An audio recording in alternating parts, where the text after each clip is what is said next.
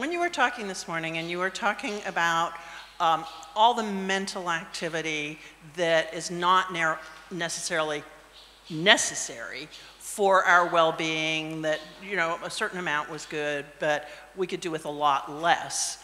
And we could do with a lot less sort of, you know, being busy also. And I agree with that. I think there's a wonderful serenity in quieting your mind, quieting your body. But I think there is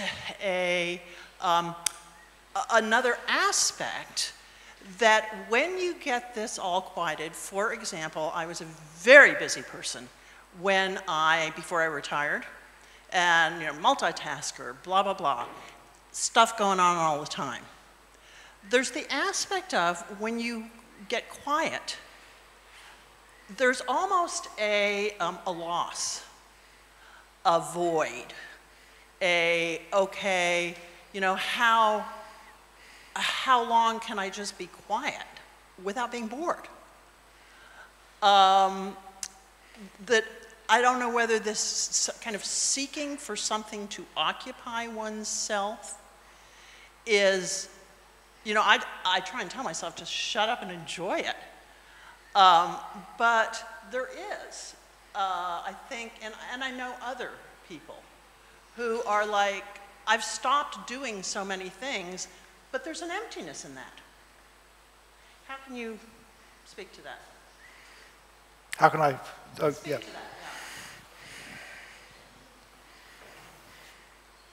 I certainly get the truth of what you're saying in terms of the feeling of the emptiness and almost being uncomfortable.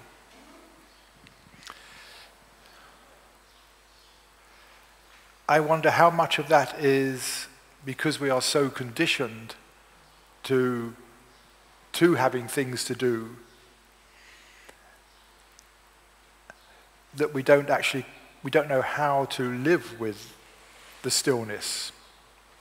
And you mentioned the word boredom, which I can understand. It could be boring, but to be bored, if we're bored, is an idea in boredom. The experience of being still is not boring.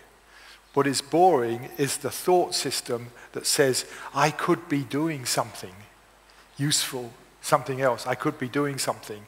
So the boredom is coming out of a story you're telling yourself about how you could be using the time. So I'm not saying that, you know, the boredom isn't real, but to actually, you know, if that's what's happening, to look behind that and look at, you know, what is the story you're telling yourself here about you would be happier if you had something to do. You would be happier if you were, whatever it was, reading a book. Because the basic mindset underneath all of this is, I touched on it this morning, if I'm going to be happy, I need to have the world be the right way I think it should be for me to be happy. I need to have circumstances be right, the situation. And so it can be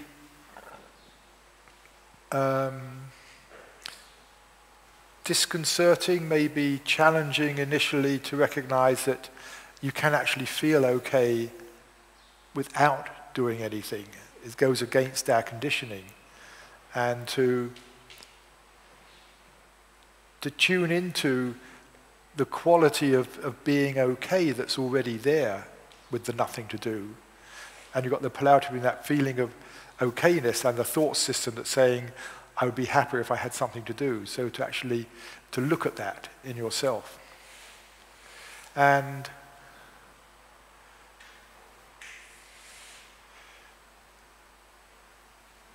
another aspect for me is there's much I find fascinating about being in that state of not having anything to do.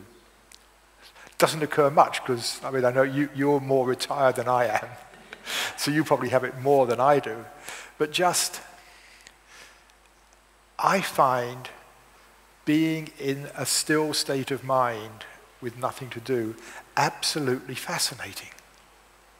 just to notice what's going on, to notice the qualities, and to begin to sort of dive into it. It's like, okay, what's happening here? Well, not even what's happening, but what's it like? And for me, that's where a lot of the really deep insights into my own nature, the nature of mind, the nature of consciousness come from, is in that still space. So to see it as an opportunity to, explore what it's like. I don't know whether that helps any, but that's what comes to mind. Yeah. So. Yeah, maybe I think that's a super interesting point, because I also, I don't know, I feel like this a lot when I first started meditating, and then you experience what it is like to just be content with not doing so much at once, and then of course you get this this thought that this is like kind of the ideal state, to be in this contentness all the time. But then I really feel this is about then. Because then I also get bored a lot, but then I feel it's to kind of entertain yourself in this way that you can always, so you attend to a certain topic, and you can still do a lot of things, but then it has to be in a way that you are present with these things all the time without so then in a way that it's not multitasking, but just one task at a time. But then, I don't know, I just read this awesome Zen book, I don't know, Zen Mind, Beginner's Mind, and then he phrases it so nicely: you do things without, like completely, without that there's anything left, and then you don't have to do nothing necessarily, you can still be quite busy, but then without being so busy while doing it, I don't know. So I don't know, to combine these things.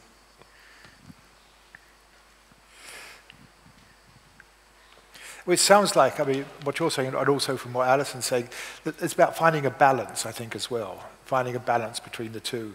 And, and I know you, Alison, and you're not sitting doing nothing the whole time. You love cooking, I know. You're a great cook and things. I mean, you do find plenty to do. I'm sure you're not bored the whole time with being retired. Well, I just thought when you were talking too, though, that perhaps a period of boredom is necessary, or boredom is necessary to challenge you to find something else. Sorry, to challenge you to find something interesting for yourself. Yeah. And I find that, I get to a certain level of boredom, and I go, okay, I want to learn something new. Mm-hmm. So I'll, like this gentleman out here was saying, I'll read a book that challenges me somehow, that makes me think about new things, and then I'll spend quiet time focused on that. Yeah. So you actually turned the boredom around a little bit to a space that launches maybe something else. And in that space, there can come the question of, what is it I really would like to do now, instead of being on automatic? And just being busy to be busy. Yeah. Yeah. Yeah. Great. I feel so much better now. There's a question. Can we, just as since this is a conversation, I'd like to suggest that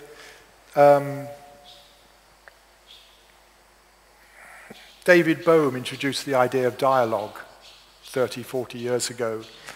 And one of the principles of dialogue is that in conversation, we seek to explore and build upon where it's going. And I know some of you have got your questions you're so eager to get answers to, or whatever it is, and trust that there will be time. We've got an hour. Trust that there will be time, and let's, if you've got a question, see how it fits into where the flow of the conversation is going, and maybe just check, or maybe I should hold back for a moment because the conversation's going somewhere else. Let's see collectively if we can be moving together somewhere in this. So, where do we go next? Okay. I don't have any questions. I have some comments to you. I would like to say that we are human beings, not human doings. Yes. You know, that's what we are conditioned to believe. We are human beings, not human doings. Look at the animals in the zoological garden. They're not being, they are just doing, just being what they are. So that's what we should learn. In my form of education as a psychotherapist, we learn that when we are silent, the old ghosts are coming out. Sorry, I missed that. The old ghost from our childhood, from our traumatized life, are coming out of the cupboard to heal us. And we don't know that this is happening. But I believe it is happening to heal us. And as people don't know that, they say, oh, shut up, this is awful. We have to do something. Open the television, take care of the computer. But what is really happening is, I believe, that the old ghosts from your past are coming out to remind you and to let you go through the pain and to heal you. Yeah. Yes, thanks. We are above all human beings, but we get seduced by our culture into human doings and human havings. Yeah, but that's why I was saying this morning, coming back to our beingness, how just keep coming back to the being. And it's not about, I was talking to someone just earlier, it's so easy to fall into the mistake of thinking we have to stay in our beingness. We're not going to stay in our beingness. We're going to come out of being many, many, many times a day. It's not about how do I stay here. It's about, for me, the practice is about how do I return. The practice is returning, accepting the fact we'll be drawn out again. How do I return? We're going to be drawn out again. It's that continual alternation between the doing and learning how to return back to the being. Last year, after we left Sand, my wife and I started off on a project on the house of putting an addition on the house. It had been planned for 20 years. It was an idea that had been keep coming up, and it's like, why do we do it? We only 2 people in one house. Why do we need more space? Blah, blah, blah. And eventually, we jumped off the cliff and broke ground. We hired a contractor with the idea that I wouldn't have to do anything. That was the idea. It was a shitstorm. I mean, it was a disaster. I mean, the contractor was horrible, and we ended up firing him in January, and then I ended up working, endless hours to try to catch up. And the comment that I'm making really is that as much as we tried to get out of the way to kind of say, I'm not doing anything, it ended up back in my lap. And I loved every minute of it. It wasn't like it was forced upon me. Mm-hmm. It was just the flow of life. Yeah. And the comment that I'm really making is that as much as I tried to get out of the way so that I could not do and just be, I ended up just being a contractor, just being a carpenter, just being a plumber, the whole list. And I loved every minute of it because there was a knowing inside that said that I really wasn't doing anything. It wasn't the plan. In this mind, there was this idea of how this could possibly go, and it didn't go that way. Right. And it was like, okay, so this is what has to happen to get this finished, because here we have a, incomplete construction site in our backyard. And it's like, well, that's not going to happen for a long time, You have visions of it. So, I guess my comment is that, like, it. Yeah. I don't know what I'm happy with the world just as it is. Yeah. Yeah. But yet, it came up to build an addition. Yeah. And it came up to go through that process. Yeah. And just accepting it. I mean, I have a fear of boredom. There's no doubt about it. There's an idea in the back of my mind as a young man growing older, thinking, okay, so I don't want to see myself sitting in a rocking chair on the front porch waiting to die. I want to keep living. I want to live until I die. Yeah. And that process kind of like has shown up, I mean, incredibly beautifully, just without me even figuring it out. Yeah. You know, so I think it was just a matter of understanding that I could let go of the idea that I'm doing anything. Yeah. And allowing life to happen. Yeah. But I don't know. Yeah. Thanks.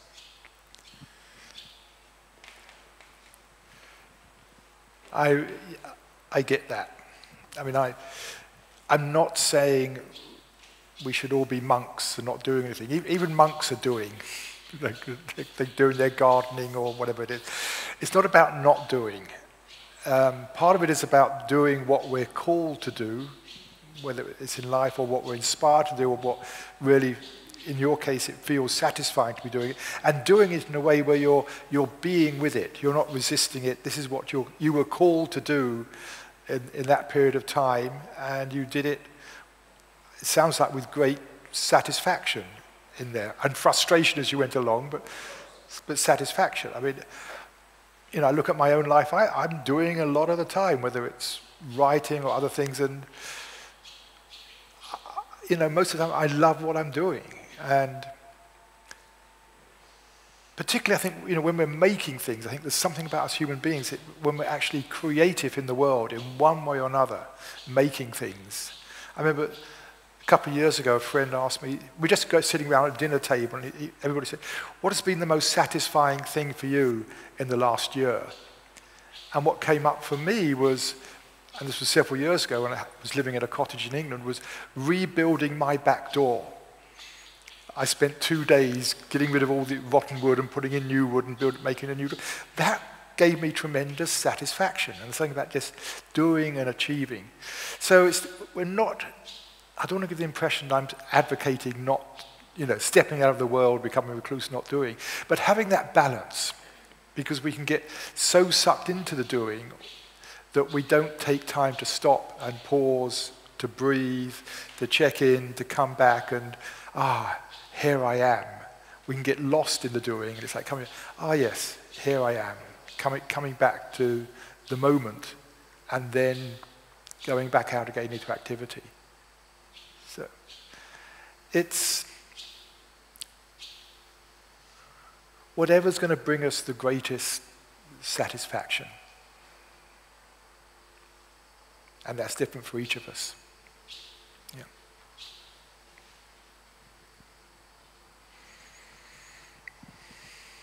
Yes, Faye.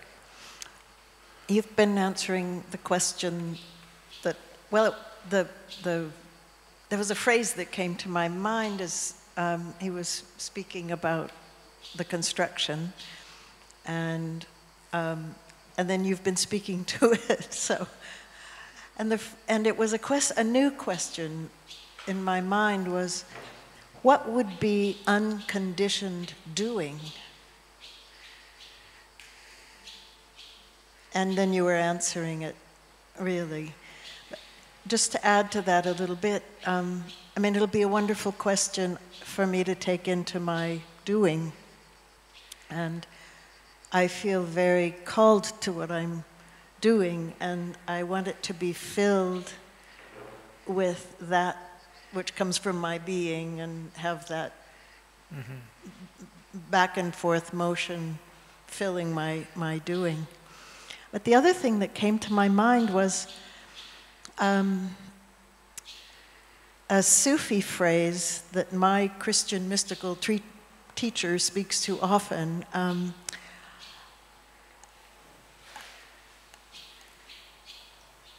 From the perspective of why did God manifest God in the universe. And this phrase is, I was a hidden treasure and I loved to be known.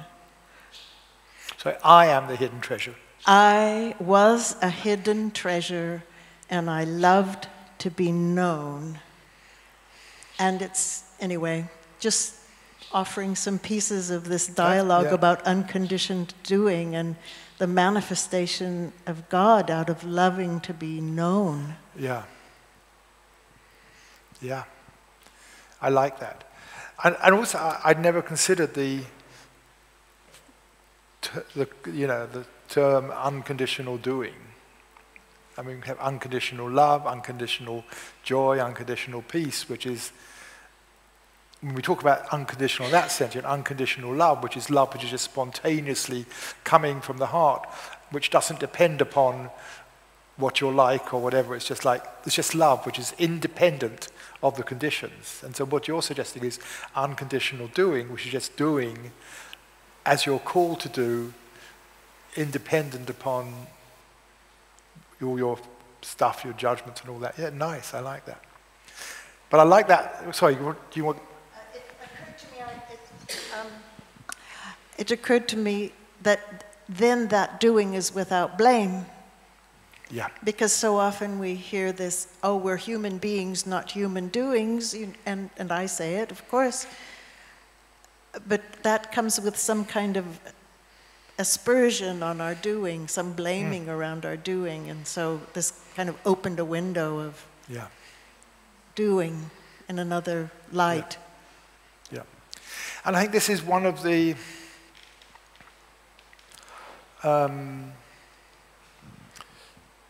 sort of, it can be a misunderstanding that we get into about, what is an, quote, enlightened person doing.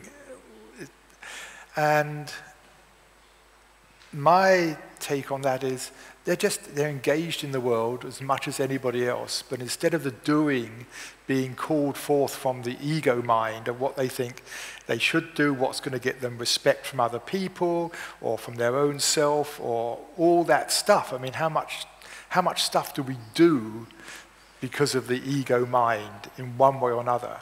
And so if you're living in a state where the ego mind is quiet, then that's not going to get in the way, and there will still be plenty to do, but it will just be called upon because you see something that needs doing, somebody needs help, or something for yourself. It's coming out of just that direct. There's a phrase for it. It'll come to me now, but there was a phrase for that. It's similar to the unconditional doing. It's just being called out of you in that moment, but it is not being mediated by the individual ego mind. Yeah. But then come back to I love that Sufi quote. I was a hidden treasure, and I loved to be known. Yeah. Well, my interpretation of that, those things we all have our own, but for me, the I is our own beingness, that place of stillness, richness, quietness, love, our own being, the joy, is such a treasure, and it is hidden. And it's hidden because we are so busy in the world out there and doing the experiencing, all of that, and the joys and excitements out there, that obscures that very quiet, that hidden treasure is quiet, it is silent, it doesn't interrupt. It's just there waiting for us, for all that stuff to settle down. And then the hidden treasure becomes apparent. And as I was suggesting at the end of the talk this morning, the more we get to know it, the more we get to taste it and savor that tasting, the easier it becomes to recognize it, the easier it becomes to know it. And it is I. It's the I enjoying the I. There's a line from the Upanishads which has always stuck with me. It's the self reveals itself to itself. And it's like the I reveals itself. The I is known by the I, to the I, spontaneously. There's nothing we need to do except just remove the layers of obscurity. And it is waiting to be known, and loves being known. And I love knowing myself. I love that, knowing that.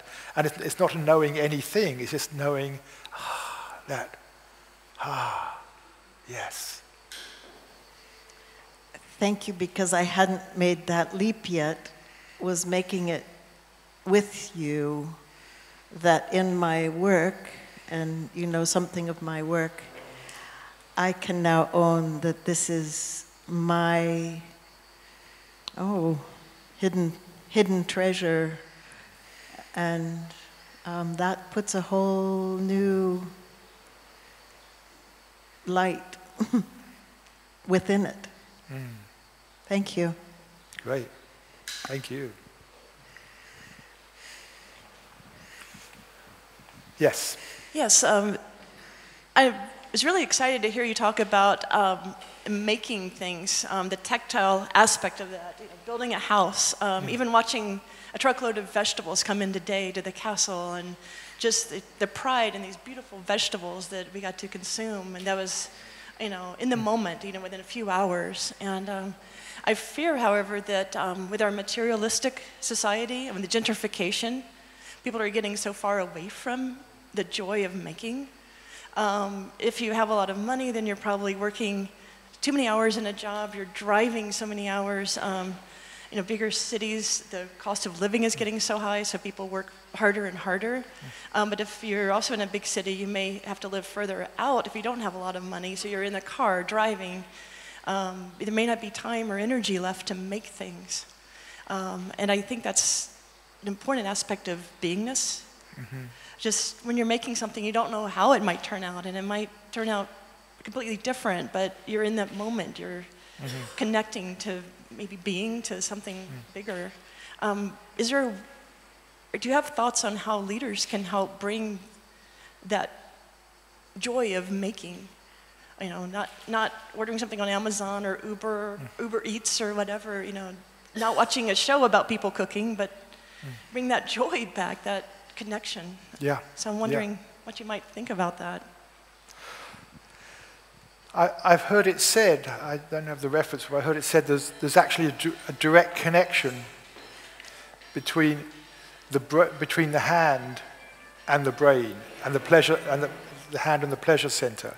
And that would make sense, going back into our evolutionary history, doing things, making things, the hands are where this is how we interact with the world. And so if we're doing things, changing the world, whatever it is, that there should be a direct satisfaction from doing things. And I think there's a truth in that. And what you're pointing to is most of the time, all we're doing is typing in or something. We're not really doing, we're not remolding the earth in some way. And that's sad. So I think probably most of us would be much happier if we had some sort of doing hobby, whatever it is. And, and people do. They love their little craft hobbies, whatever it is they're making. So I think, but this world, it's a crazy society we've constructed out there. And it's in the end, it's not what needs to happen out there. The ultimate question is, how do we, each of us, in our own way, bring that back into balance for ourselves in a way that feels healthy? And that's going to be different for everybody. But that, to me, is the important challenge, just to reclaim some time for yourself. Reclaim time for yourself. And for me, I would include in that time, as well as, making things, time to stop, be still, come back to center, come retasting that stillness, because it's out of that our real unconditional doing comes. That's from that stillness we know what we're really being called to do. Yeah. Thanks. I love what you were saying, and I got another thought about it. Was saying I was a hidden treasure, and I love to be known. And then I thought about that before we came to this world, we all were hidden treasures. We all were what? Before we came to this world, we were all hidden treasures and love to be known. Like I recognize that before I came to this world, I have been feeling or thinking, I'm a hidden treasure and I like to be known. And that's why I was born here, to be known. And it's a beautiful Sufi poem. Thank you very much. Thank you. So there was one here. Yep. I think I see my practice in a very practical way. And I feel like me as a human being, I want moments of quiet and stillness, sometimes even insight, and it fuels the activity that I want to do. So whether it's my profession, and I feel very present when I'm doing it, I love it. Mm-hmm. Or I'm making a simple dinner, I'm as present there. Mm-hmm. Or I step outside, or I open our bathroom door here, and I hear the birds, and I see these mountains. And that's not constant, right? But that's the practice for me. Yeah. And if it's not beautiful every day, if I don't enjoy my work every day, that's okay. Mm-hmm. Because I'll have another opportunity and another one and another one for the rest of my life to be in activity and be in quiet. Yeah. And I just love that flow when it exists. Yeah. You know, so. Lovely, yeah. And as you say, it's the being present to it, to the doing, to the activity, just being with it, as opposed, we can be doing something and yet our attention is off on some story or something else or some worry or excitement or whatever, as opposed to just being there without the thinking about it. It's the thinking, which I said earlier, takes us out of the present. So being present to something is just engaged in it with the experience just as it is. Yeah. And that probably you could say is, the goal of spiritual work in a way is not just being able to know one's own true nature, but to live the knowing your true nature in the world as we go along.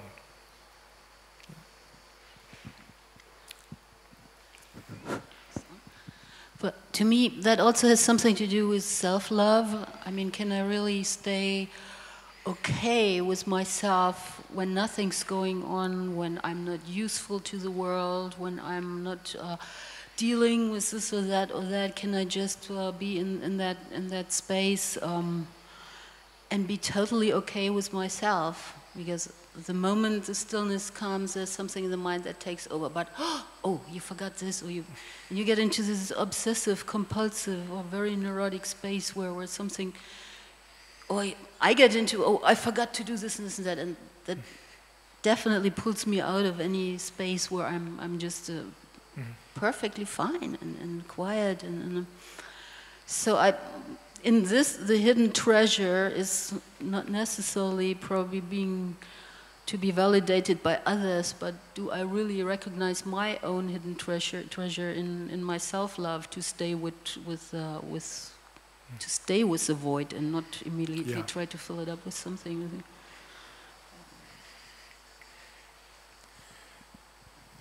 And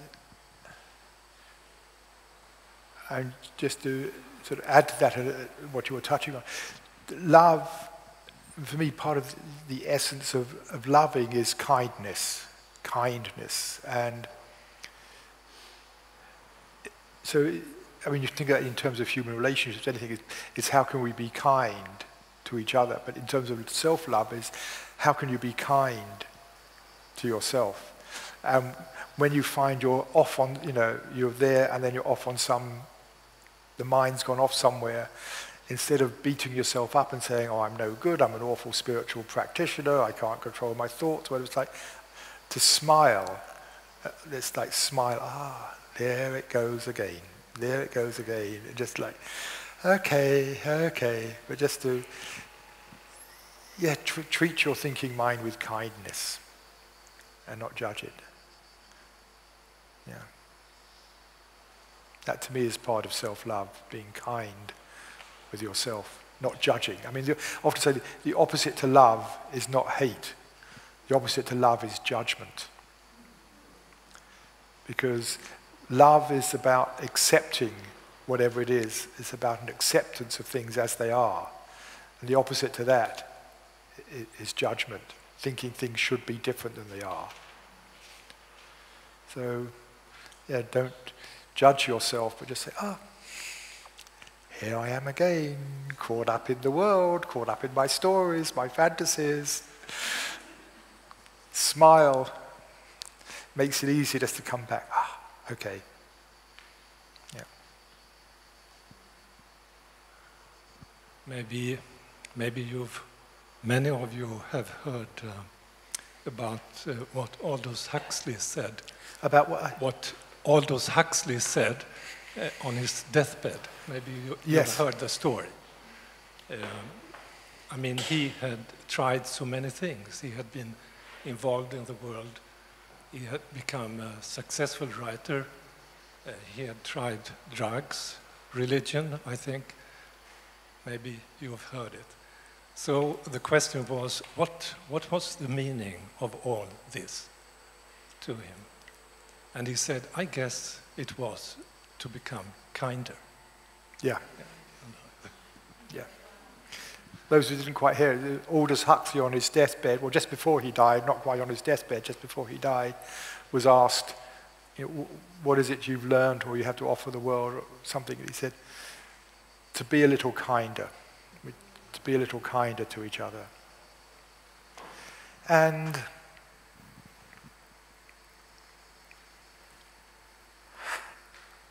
I think that ultimately that comes down to recognizing we are one deep down. We are one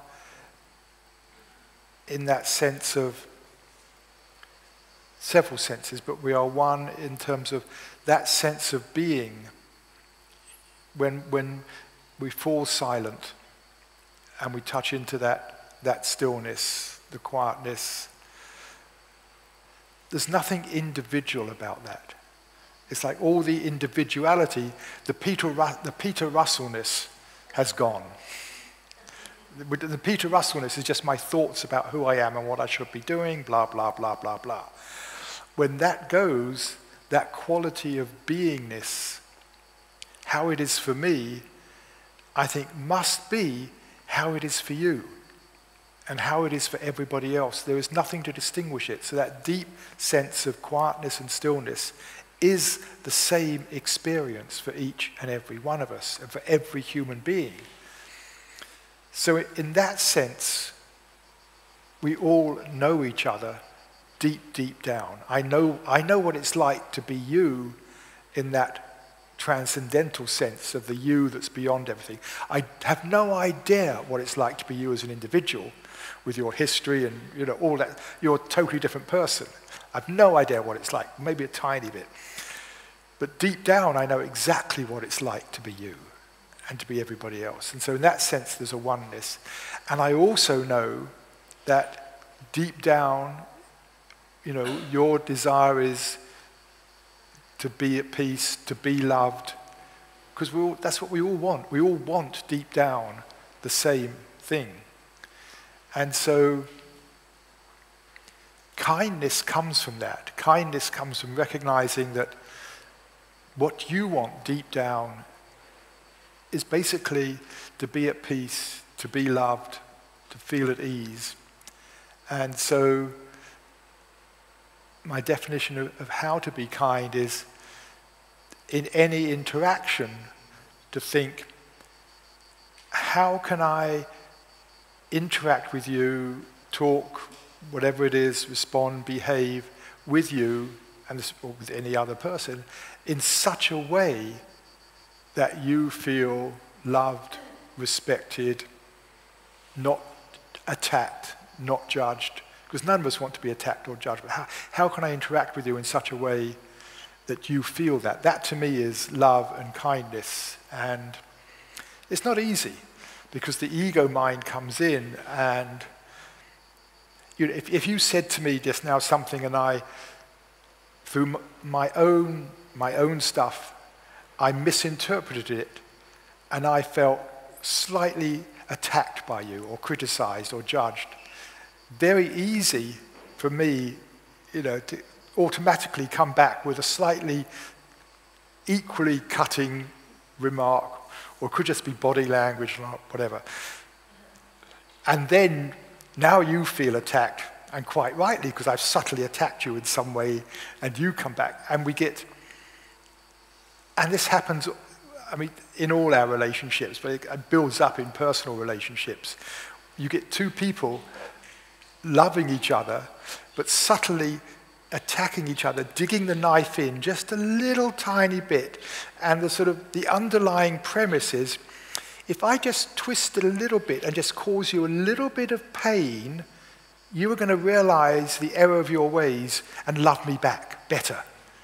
And we're both doing the same thing. It's like you get this sad situation of two people looking for love and just hurting each other a tiny bit in the hope that the other person will mend their ways and love them better. And that to me is not kindness. And so the practice of kindness is saying, there's several bits. My intention is that in any interaction, my intention is to remove any thoughts of attack and to consider what is going to leave you feeling, the most loved, respected. Even if it's something difficult, I have to say, like there's something I need to, share with you that's not easy, even just to find ways to share that, to say, it would make our friendship better if maybe, when you did something like this, we did it this, or whatever. Finding ways, even in difficult things, to do that so that the other person doesn't feel attacked. But then, we lose it. We make mistakes, and so the second part is when you make a mistake, and accidentally I do something and it is a bit judgmental and a bit attacking, is to be willing to say, sorry, mea culpa. Yeah, the ego mind came in there, and to then clean things up, because we're not going to be perfect in this, far from it. But it's a learning process. This to me is what kindness is about. It's a learning process of how can we interact in such a way that the other person feels loved and respected, because deep down we all want exactly the same thing, even if the forms are different. Deep down, we all want exactly the same.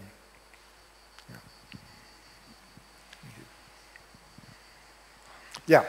Yeah, just to go back to the subject of doing and kindness too.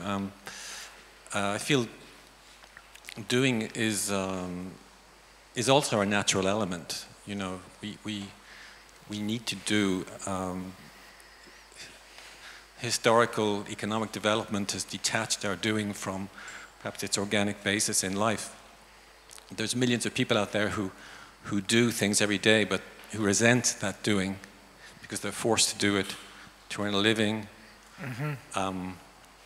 So we are in a privileged position perhaps of being able to mindfully be, whether we're washing the dishes or doing a task or even doing our job, if maybe we don't particularly want to do it, but we have a way of relativizing that.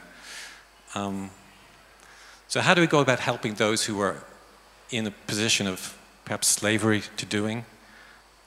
The person who calls you on the phone trying to sell you something, they're doing their job, but you just can't blow them off. You just got to say, if you're there, if you're to bring the kindness back into the equation, you have to just be polite and accept that they're doing what they have to do, and you cannot judge them for that. And if you can help them, perhaps you can help them by being just kind and human. So how do we extend that awareness into society at large? Kindness is one way, but we need to get as well, perhaps, the decision makers to, I don't know how perhaps it's a lost cause, I don't know, but we need to start somewhere, and we need to, I think, kindness and perhaps example as well, you know, especially with children. I see that we must give example, and that requires a lot of self-control, self-awareness, and yeah, that's all. Just, yeah. I think you touched upon it in a way. And it's interesting you mentioned politeness. I see politeness is just a sort of institutionalized kindness, which is great. I mean, politeness is about how do we interact with each other. It's like various rules which are there to make the other person feels comfortable, they feel at ease. So underneath politeness is that principle of love and being kind. And you know, you talk about what you can do in terms of, you know, the people you interact with, which I think is where it all begins. And none of us are going to change the world, you know, but we can, you know, we each have our sphere of influence. Our sphere of influence, by that I mean the people we interact with, the people we reach. I mean, because I'm a writer, I have a larger sphere of influence. A broadcaster has an even bigger sphere of influence. But we each have a sphere of influence, whether it's in our community, our family.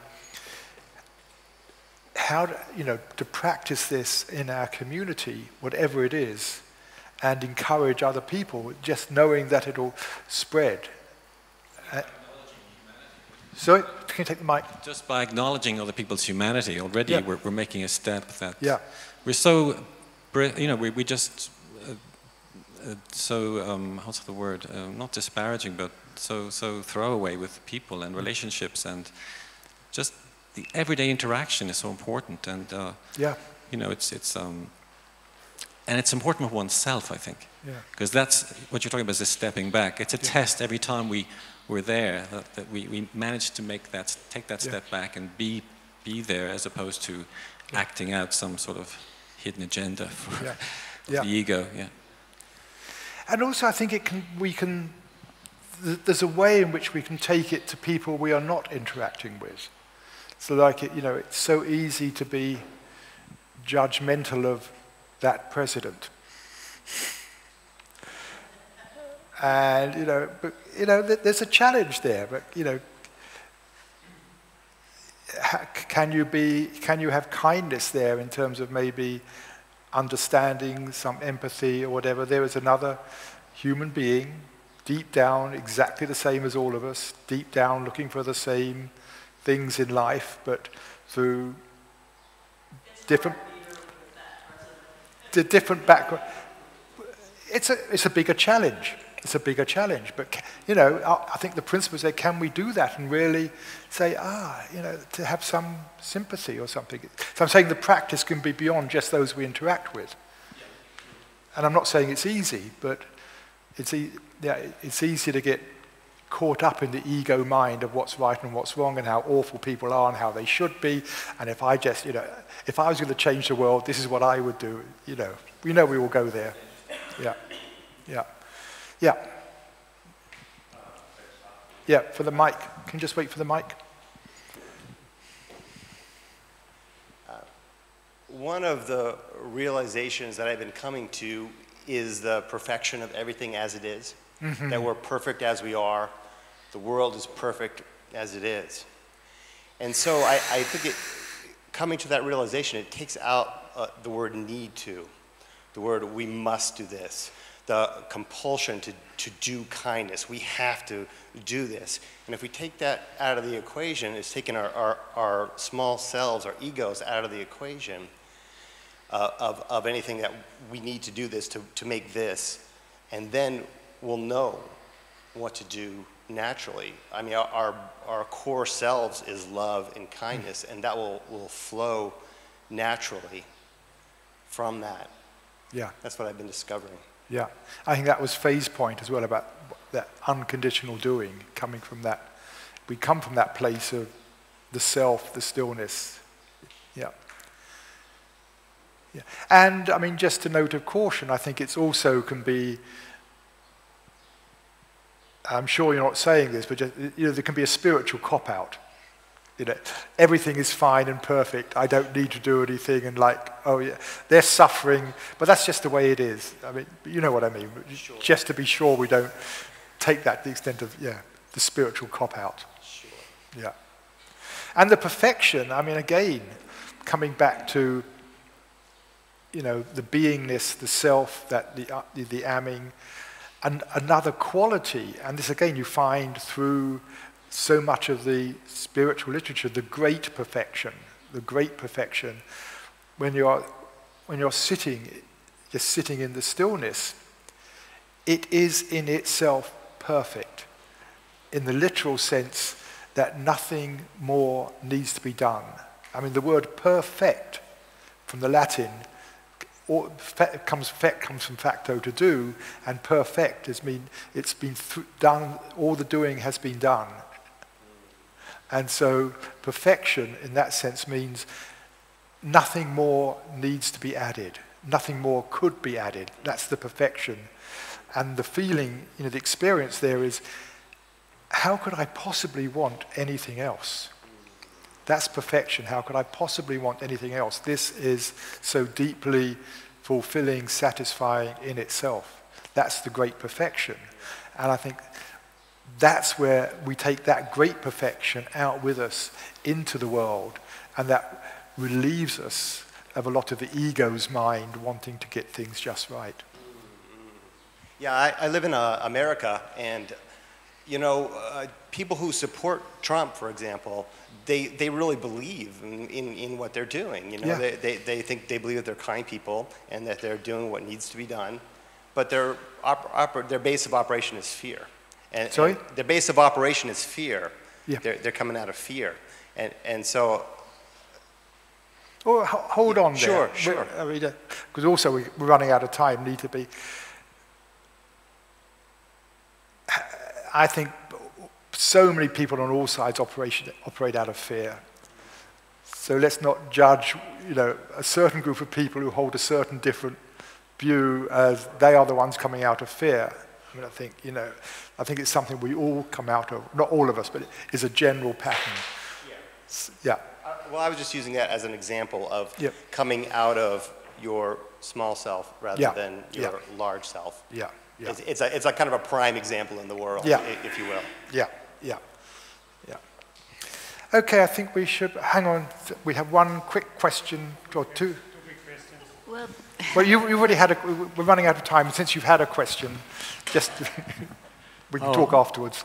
That's just a little comment, and that's that sometimes the expression of compassion and kindness is quite stern and severe.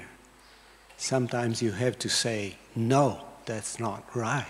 Yeah. And that's the most compassionate thing you can do. Yeah. And so, and that's what I said. The challenge then is, how do you say no in a way that the other person feels loved and respected rather than attacked and wrong? I think that's the challenge to hold. Yeah.